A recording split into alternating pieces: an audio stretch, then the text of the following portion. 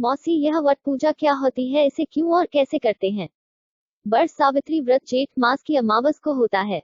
इस दिन बांस की 2 टोकरी ले, उनमें सप्तधान्य गेहूं, जौ, चावल, तिल, कानगुनी, सौवा, चना भर ले।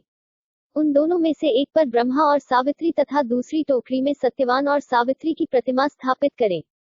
यदि उनकी प्रतिमाएं न हो तो मिट्टी या कुश में ही परिकल्पित कर स्थापित करें। वटवृक्ष के नीचे बैठकर ब्रह्मा सावित्री का, उसके बाद सत्यवान एवं सावित्री का पूजन कर ले। सावित्री के पूजन में सौभाग्य वस्तुएं काजल, मेहंदी, सिंदूर, चूड़ी, बिंदी, वस्त्र, आभूषण, दर्पण इत्यादि चढ़ाएं। अब माता सावित्री को अर्घ्य दे। इसके बाद वटवृक्ष का पूजन करें। वटवृक्ष के पूजन के बाद उसकी जड़ों में प्रार्थना के साथ जल अर्पण करें। वटवृक्ष की परिक्रमा करते हुए उसके तने पर 108 बार कच्चा सूत लपेटें।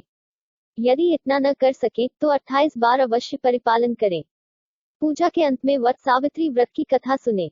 इसमें त्रयोदशी से 3 दिन तक उपवास रखते हैं। हवन किया जाता है तथा बड़ की पूजा की जाती है।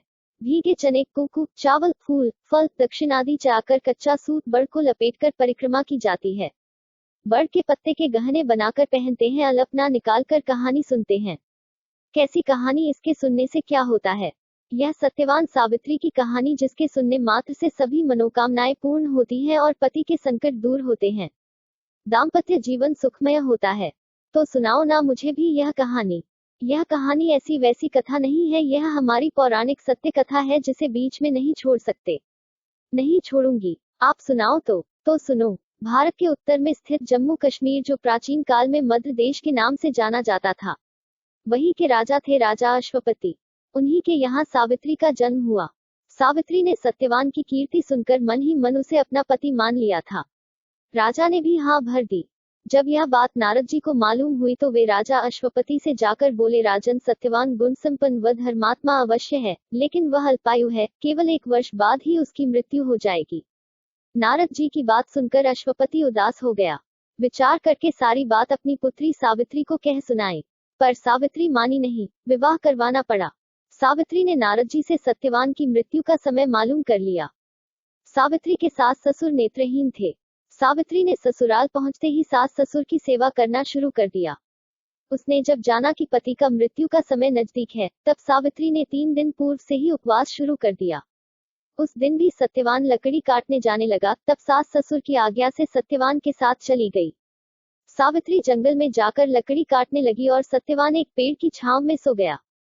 वहां सांप ने सत्यवान को काट लिया। सावित्री पति को गोद में लेकर रोने लगी। इतने में शंकर जी व पार्वती निकले। सावित्री ने उनके पैर पकड़कर कहा, मेरे पति को जीवित कर दो। तब उन्होंने कहा, आज बड़ पूजा की अमावस है, तुम बड़ की पूजा करो, तुम्हारा पति जीवित हो जाएगा। बड़ के पत्तों के गहने बनाकर पहन, वो हीरे मोती के हो जाएंगे। तब सावित्री ने बड़ की पूजा की। तभी धर्मराज सावित्री के पति को ले जाने के लिए आए, उसको देवी विधान सुनाया। उसकी निष्ठा और पति प्रेम को देखकर उन्होंने सावित्री को वर मांगने को कहा। सावित्री बोली, मेरे सास ससुर को नेत्र ज्योति प्रदान करें। यमराज ने तथास्तु कहा और सावित्री से लौट जाने को कहा। यम की बात सुनकर सावित्री ने कहा, जहां पति वही पत्नी कहते हुए वो पीछे चल दी। यह देखकर यम ने उसे वर मांगने को कहा। सावित्री बोली, मेरे सास ससुर का छिना हुआ राज्य उन्हें फिर से प्राप्त हो जाए। यम ने वर देकर सावित्री को लौट जाने को कहा, परंतु सावित्री ने पीछा नहीं छोड़ा। तब यम ने तीसरा वर मांगने को कहा तो सावित्री ने शतपुत्रवती होने का वरदान मांग लिया। यमराज ने कहा, तथास्तु। सावित्री फिर भी पीछे पीछे चली तो यमराज ने कहा, अब क्या चाहती हो? सावित्री बोली, शतपुत्रवती कैसे? पति को तो आप ले जा रहे हैं। तब यमराज को अपनी भूल ज्ञात हुई तथा वचन रखने के लिए सत्यवान के प्राण वापस कर दिए। सावित्री उस बड़ के पेड़ के पास आए जहां उसका पति लेटा था। उसमें जीवन का संचार हुआ। वह उठ बैठा और घर आए तो माता पिता भी दिव्य ज्योति वाले राजवैभव से संपन्न थे। इसके बाद सत्यवान सावित्री ने 100 पुत्रों के साथ चिरकाल तक अखंड सौभाग्य व राज्य सुख को प्राप्त किया। जिस तरह सावित्री को पुत्र व अखंड सौभाग्य दिया भगवान, वैसा सभी को दे।